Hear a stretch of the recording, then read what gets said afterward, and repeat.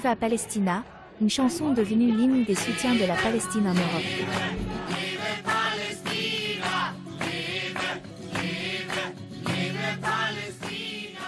Leve Palestina, o grossa sionisme, leve, leve, leve Palestina, leve, leve, leve Palestina, leve Palestina, o grossa sionisme, leve Palestina, o grossa sionisme. Écrite en suédois il y a 50 ans par Georges Totari, un Palestinien exilé en Suède après la guerre des 6 jours en 1967, la chanson connaît un succès remarquable ces dernières semaines dans les manifestations et sur les réseaux sociaux. Né en 1946 à Nazareth en Palestine, soit 2 ans avant la création de l'État d'Israël, la chanson raconte l'histoire du peuple palestinien qui a été chassé de ses terres et s'est retrouvé confronté à la colonisation, à l'exil forcé et aux pires exactions. Le texte retrace également les soulèvements du peuple palestinien contre l'occupation israélienne.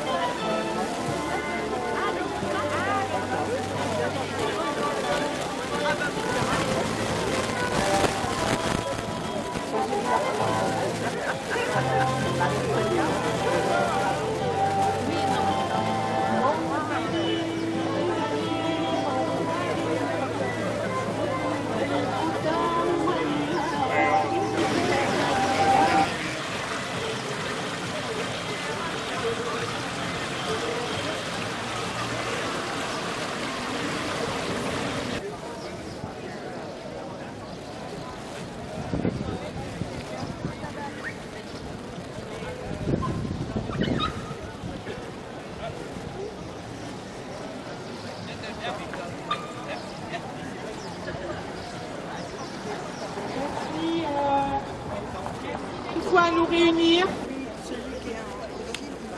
pour demander justice, et la FPS essaye de fédérer tout le monde pour le droit des Palestiniens. La guerre génocidaire menée par Israël contre les Palestiniens entre maintenant dans son 8e mois. Nous en sommes à près de 35 000 morts et 79 000 blessés. Après avoir rendu inhabitable la plus grande partie du nord de la bande de Gaza et forcé 1,3 million de personnes à se réfugier au sud, à Rafah, Israël n'a pas tardé à s'attaquer à cette ville. Sourd à toutes les mises en garde des organisations internationales, il a poursuivi sans relâche ces bombardements des quartiers résidentiels de Rafah, causant des nouveaux massacres. Au matin du 7 mai, l'armée israélienne a bombardé et détruit des camions d'aide humanitaire dans l'objectif d'affamer encore plus l'enclave palestinienne. Elle a également occupé le passage de Rafah entre l'Égypte et la bande de Gaza. Israël y contrôle maintenant absolument tout. Le 6 au matin, il avait intimé aux Palestiniennes et aux Palestiniens qui avaient trouvé refuge à l'est de Rafah de partir pour des zones dites sécurisées. Il y a longtemps que tout le monde sait que cette propagande de guerre israélienne veut dire qu'il n'y a aucun lieu sûr dans la bande de Gaza. Il y a juste des endroits un peu moins bombardés que les autres. Les familles, souvent déjà déplacées plusieurs fois, sont de nouveau condamnées à errer sur des routes défoncées, dans une angoisse totale, dans l'espoir unique d'éviter la mort. Ce sont bien 1,3 million de personnes qui sont prises dans cette nasse mortifère. Avec son gouvernement d'extrême droite, Netanyahou poursuit implacablement son objectif. L'exode, le nettoyage ethnique, le génocide du peuple palestinien. Et ce, malgré une opposition de façade de la part de ses alliés, dont les déclarations restent comme toujours de l'ordre des déclarations sans suite. Les États-Unis déclarent arrêter la livraison de bombes d'1 tonne et d'1 demi-tonne. Pour le reste, ils continuent à livrer Israël en outils meurtriers. Ils continuent aussi à opposer leur veto à l'entrée de la Palestine à l'ONU, alors que pas plus tard qu'hier, vendredi, 143 pays ont voté à une très large majorité pour. Quant à la France, honte à elle, elle rappelle son opposition à l'invasion terrestre, mais ne fait rien, comme à son habitude. Joseph Borrell, quant à lui, dit que l'Union européenne doit agir, et depuis, on attend. C'est cette inaction continue depuis des mois et des années face aux crimes d'Israël qui a conduit à cette situation où le peuple palestinien a fait face seul à son oppresseur. Antonio Guterres, secrétaire général de l'ONU, craint d'ailleurs officiellement une catastrophe humanitaire colossale à Rafah et déplore qu'une famine se profile. Jusqu'à quand Israël va-t-il bénéficier de cette lâcheté coupable? Les Palestiniennes et les Palestiniens ne peuvent compter que sur nous, les peuples mobilisés. C'est pour cela qu'alors que les étudiantes et les étudiantes, les lycéennes et les lycéens continuent leur mobilisation malgré la répression qu'ils subissent, l'association France-Palestine Solidarité a appelé à des rassemblements partout où c'est possible, dès que c'est possible. Mobilisés, nous sommes pour un soutien total au peuple palestinien de Rafah, de Gaza et de toute la Palestine et des territoires occupés. Et mobilisés, nous le resterons jusqu'au bout. Un génocide, ça ne se regarde pas, ça se combat et ça s'arrête. Bravo.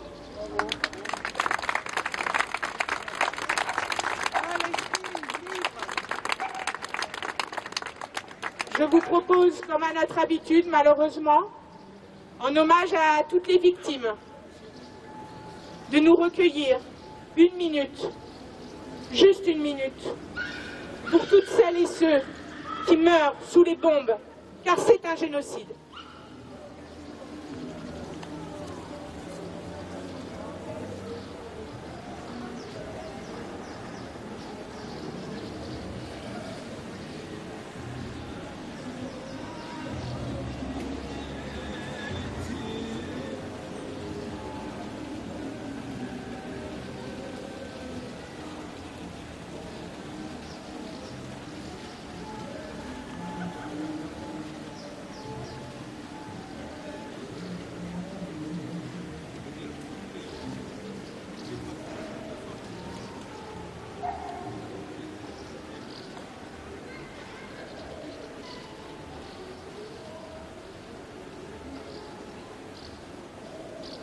Cessez-le-feu immédiat, cessez-le-feu immédiat, cessez-le-feu immédiat, cessez-le-feu immédiat, cessez-le-feu immédiat, cessez-le-feu immédiat, cessez-le-feu immédiat, cessez-le-feu immédiat. Gaza, Gaza, nous sommes avec toi. Gaza, Gaza, nous sommes avec toi. Gaza, Gaza, nous sommes avec toi. Gaza, Gaza, nous sommes avec toi. Gaza, Gaza, nous sommes avec toi. Gaza, Gaza, nous sommes avec toi. Défense à Gaza, même combat. Défense à Gaza, même combat. Défense à Gaza, même combat. Défense à Gaza, même combat. Défense à Gaza, même combat. Défense à Gaza, même combat. Enfants de Gaza, enfants de Palestine, c'est l'humanité qu'on assassine. Enfants de Gaza, enfants de Palestine, c'est l'humanité qu'on assassine. Enfants de Gaza, enfants de Palestine, c'est l'humanité qu'on assassine. Enfants de Gaza, enfants de Palestine, c'est l'humanité qu'on assassine. Nous sommes tous des Palestiniens. Nous sommes tous des Palestiniens. Nous sommes tous des Palestiniens. Nous sommes tous des Palestiniens. Nous sommes tous des Palestiniens. Cessez le feu immédiat. Cessez le feu immédiat. Cessez le feu immédiat. Cessez le feu immédiat. Cessez le feu immédiat. Cessez le feu immédiat. Cessez le feu immédiat. Merci. Si des organisations veulent venir prendre la parole. Le gouvernement d'extrême droite de Netanyahou a entrepris d'intensifier ses bombardements sur Rafah et d'intervenir militairement dans cette ville, quelques heures à peine après l'accord du Hamas sur un possible cessez-le-feu. Il a donc fait le choix criminel de franchir une nouvelle étape dans l'horreur des massacres de masse, alors que plus de 1,5 million de Palestiniens exposés à la famine sont enfermés dans cette enclave. Il a également choisi délibérément de piétiner les espoirs d'un cessez-le-feu et de la libération des otages. L'Union européenne et les États-Unis portent également une lourde responsabilité. Leur absence de réaction les rend complices de ces crimes de guerre. La prise de contrôle du point de passage de Rafah, seul lieu d'entrée de l'aide alimentaire, bafoue l'arrêt de la Cour internationale de justice qui enjoignait le gouvernement israélien d'arrêter les opérations conduisant à un risque génocidaire. Elle aggrave les menaces d'un embrasement généralisé du Proche-Orient.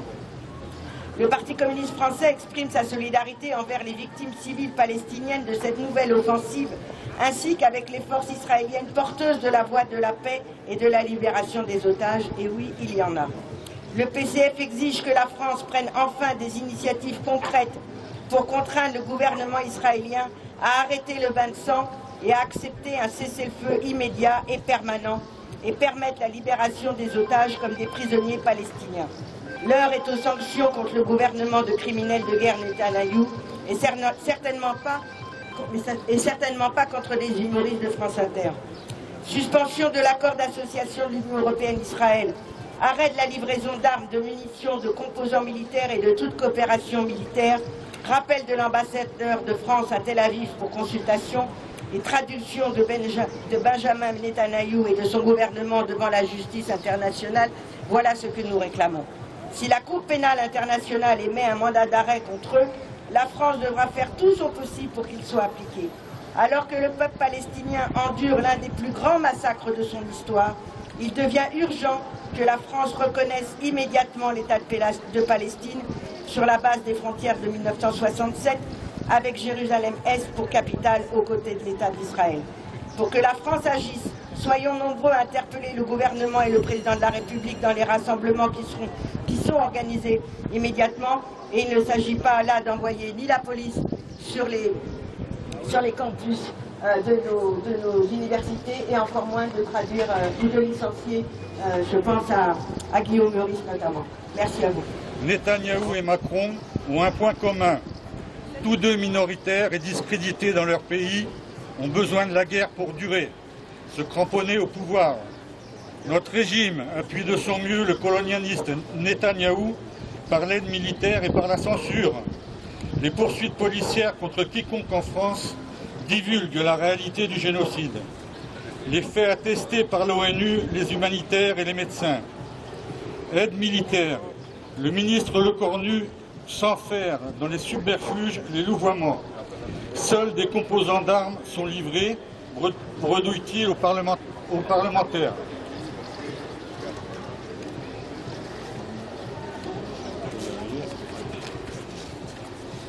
Mais pour que la mitrailleuse Negev 5 massacre les Palestiniens, désarmés dont les enfants, avec 1050 balles par minute, il faut que ces cartouches de calibre 5,56 soient assemblées par la précieuse pièce métallique française M27.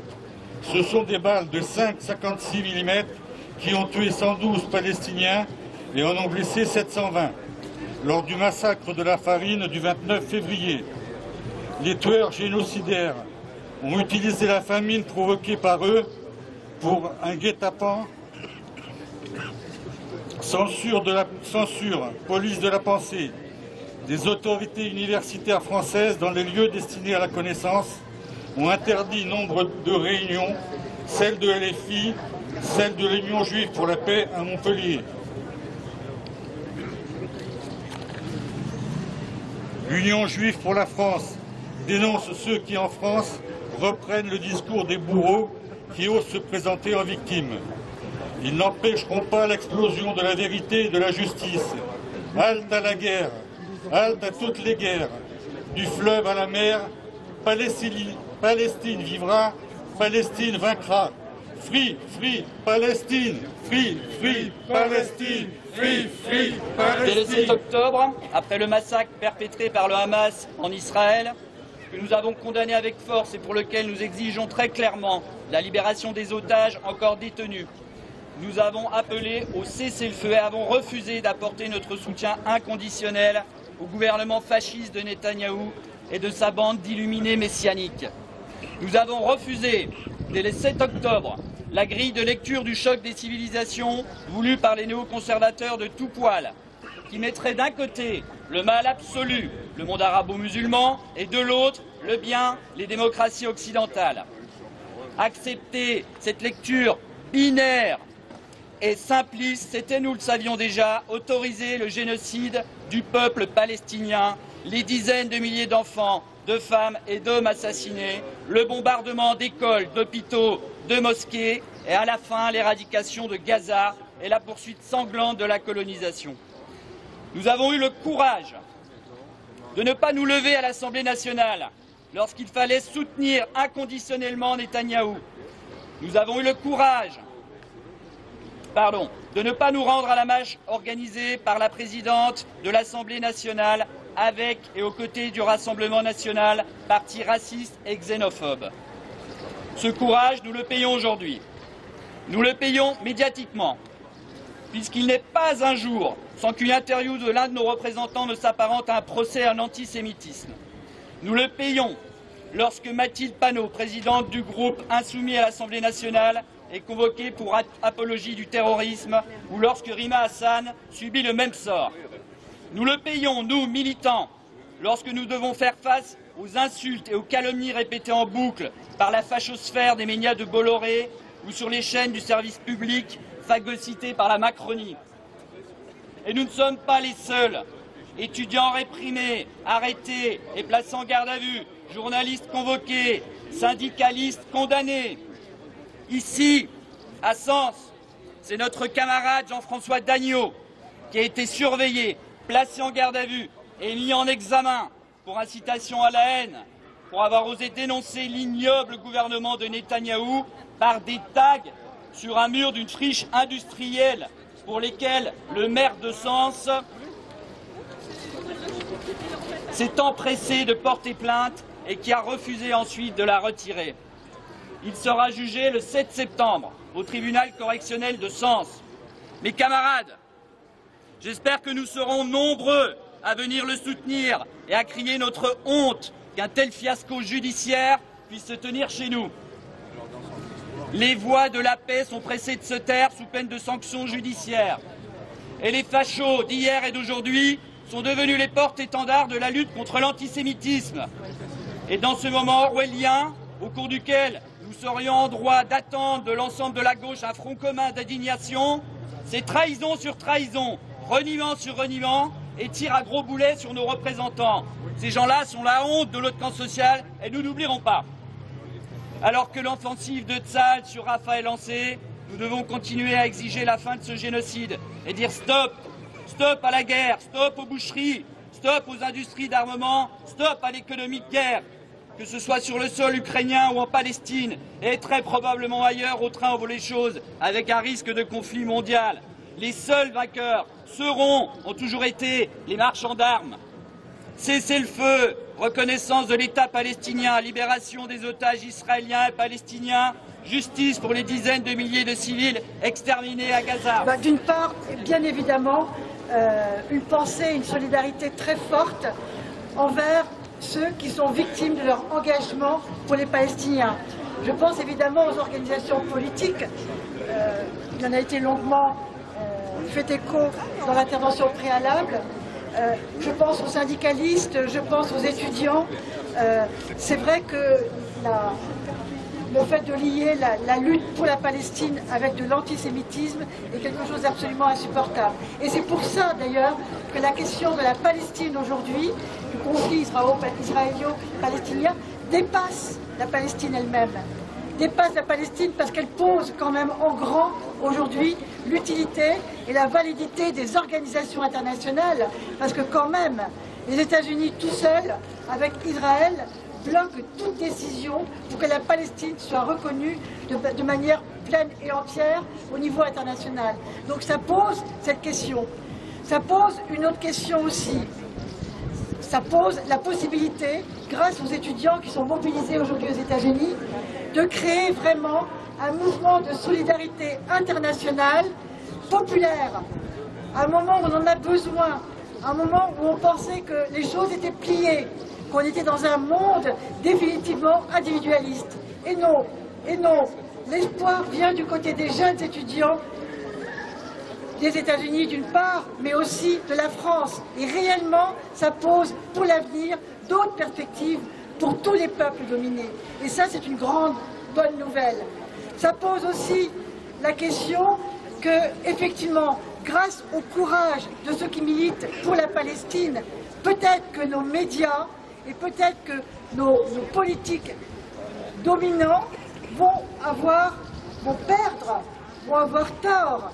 On nous serine sur les médias, dans les médias depuis des mois et des mois et des mois, que nous serions des antisémites, que nous serions des terroristes, ou en tout cas, si on est avec les Palestiniens, qu'on serait des pro-Hamas, des pro-terroristes, des islamo-gauchistes, qu'est-ce qu'ils disent encore, des wokistes, comme si d'ailleurs être wokiste était un problème. Moi, ça ne me pose aucun problème que l'avenir soit wokiste, que l'avenir soit dans une déconstruction permanente de toutes les dominations. Eux le posent comme étant un problème, moi je le pose comme étant une partie de la solution. Donc on serait vraiment du mauvais camp. Et là, les choses sont en train de tourner favorable à notre camp. Effectivement, il ne faudra pas oublier tout ce qui s'est passé, tout ce qui s'est dit, tout ce qui s'est fait ces derniers mois. Mais moi, je pense que l'avenir est dans notre camp. Et pour finir, par rapport à ce qui a été dit aussi par rapport à M. Dagneau, le MRAP sera reçu par le procureur de la République le 21. Il sera reçu pour toutes les plaintes qu'on a pu poser pour nos maires, tous les actes antisémites, tous les actes racistes qu'on a pu dénoncer. Mais on lui posera bien évidemment la question de M. Dano au procureur de la République. Ça va faire partie de notre mandat, du mandat qu'on s'est fixé. Et évidemment, on sera dans la défense de M. Dagneau en disant qu'il n'a rien à voir avec le terrorisme, ni l'antisémitisme, et effectivement que le droit à l'expression est comme un droit élémentaire. Je représente le syndicat Force ouvrière des enseignants du premier degré et on a adopté mardi dernier un appel lors de la réunion de la commission exécutive de notre syndicat, parce qu'il est important que les organisations syndicales, les organisations ouvrières revendiquent et manifestent pour le cessez-le-feu en Palestine contre la répression. La commission exécutive du SNUDI-FO 89, réunie ce mardi 7 mai à Migène, dénonce avec fermeté l'escalade de censure et de répression à l'égard des voix pacifistes s'exprimant pour le cessez-le-feu et l'arrêt du génocide à Gaza. La situation se fait de plus en plus pressante. Nous refusons l'omerta gouvernementale organisée pour imposer son soutien à la folie meurtrière de l'État israélien en cours à Gaza et en Palestine et les accusations d'antisémitisme et d'apologie du terrorisme qui pleuvent pour étouffer toute contestation. Syndicalistes condamnés, notamment à des peines de prison, parlementaires et candidats d'opposition convoqués par la police, chroniqueurs suspendus en vue d'un licenciement par Radio France, chirurgien recteur de l'université de Glasgow empêché d'entrer en France, conférences et manifestations interdites, étudiants réprimés par la police et interpellés. Jusqu'où cela ira-t-il? Une chose est sûre, ces tentatives d'intimidation ne nous feront pas taire. Fidèles au statut et à l'orientation historique de notre syndicat, de notre fédération et de notre confédération, notre organisation continue et continuera sans relâche à porter la voix de la paix et de l'arrêt des massacres en Palestine, en Ukraine et partout dans le monde. Revendiquons notre droit à revendiquer, notre droit à porter les plus élémentaires des revendications, cessez-le-feu immédiat et permanent, halte au génocide, arrêt des bombardements, levée du blocus, arrêt des livraisons d'armes. Mobilisons-nous plus que jamais et participons massivement à toutes les actions pour porter ces revendications. Honneur aux étudiants qui sauvent notre humanité en clamant notre horreur face au génocide qui en ce moment même s'accentue avec l'intervention de l'armée israélienne qui a commencé à Rafah. Soyons partout avec eux et avec tous ceux qui se mobilisent. Israël France. Nous sommes un collectif qui a été créé, comme dans divers pays, à la demande des syndicats palestiniens, afin qu'il n'y ait plus d'armement du tout, et de composants d'armement qui soient livrés à Israël. Nous organiserons une manifestation à Auxerre dans les semaines qui viennent, devant l'usine Safran, anciennement Zodiac Aérospace, afin de sensibiliser les travailleurs, parce que certes, ils travaillent, hélas, dans une industrie qui produit de l'armement, et on préférerait que ce genre d'usine n'existe plus, mais en tout cas, ils peuvent très bien continuer à faire leur travail et s'opposer à ce que des composants partent pour aller compléter les armes de Tsahal pour massacrer les Palestiniens. Voilà, c'est tout. Merci. Merci. Bien, on sera informé de la manifestation. Bien. Eh bien, écoutez, merci. Je crois qu'il n'y a plus d'intervention. Merci encore d'être venus. Nous préparons d'autres mobilisations. Je vous rappelle que jeudi prochain, le 16 mai à Auxerre, l'AFPS, en partenariat avec Cinémanie, va projeter le film Yala Gaza une nouvelle fois. En tout cas, ça sera à Auxerre ce coup-ci. On l'a fait à Sens, on l'a fait dans d'autres villes du département. Donc, jeudi prochain, 16 mai, Yala Gaza à Auxerre. Et puis, si vous allez le 2 juin, au jour de la Terre, à la fête qui est organisée à Auxerre, la FPS tiendra un stand. Merci de votre mobilisation et à bientôt pour de nouvelles luttes. Boycott Israël! Boycott Israël! Boycott Israël! Boycott Israël! Boycott Israël! Boycott Israël! Boycott Israël! Boycott Israël! Boycott Israël! Boycott Israël! Merci. Alors, on récupère les drapeaux palestiniens. Merci. Si certains veulent soutenir l'AFPS, c'est tout ce que nous faisons. Si vous voulez acheter des badges, il y en a encore quelques-uns. Et la caisse.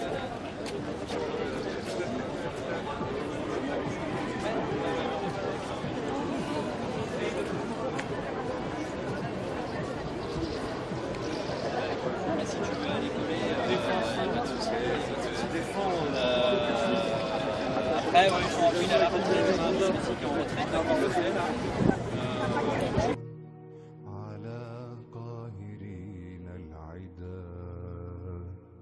سلام على غزة الصامدين سلام عليكم وروحي لديكم